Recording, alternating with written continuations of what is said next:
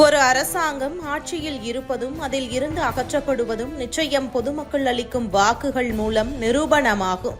ஆனால் ஒரு கட்சி ஆட்சியில் இருந்து அகற்றப்பட போவதற்கு சில அறிகுறிகள் தென்படும். அதில் முதலாவது அரசு ஊழியர்களின் மனநிலை. குறிப்பாக திமுக தோல்வியை தழுவிய காலத்தில் கூட அரசிற்கு ஆதரவாகத்தான் அரசு ஊழியர்கள் வாக்குகள் கிடைத்திருந்தது. ஆனால் தற்போது நிலைமை தலைகீழாக மாறியிருக்கிறது.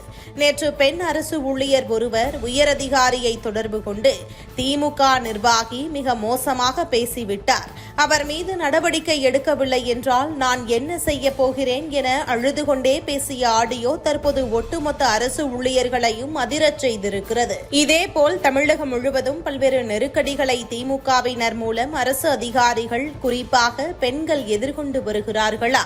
இது குறித்து சம்பந்தப்பட்ட அரசு அதிகாரிகளுக்கு தகவல் கொடுத்தும் எந்த நடவடிக்கையும் இல்லையா?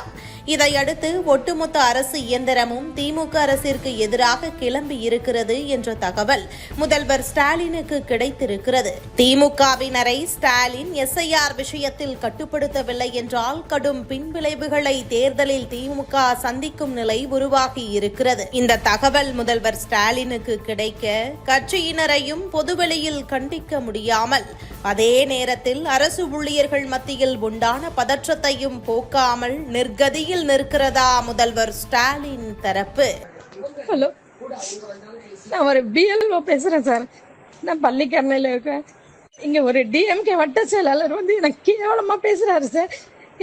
ஏன் இப்படி எல்லாம் பண்றீங்க? டீச்சர்ஸ் மரியாதையே இல்லை, அவங்க வீட்டு வேலைக்காரி மாதிரி பேசுறாரு. இதுக்கு ஒரு முடிவு கட்டலன்னா நான் எழுதி வச்சு செத்து போயிருவேன் சார்.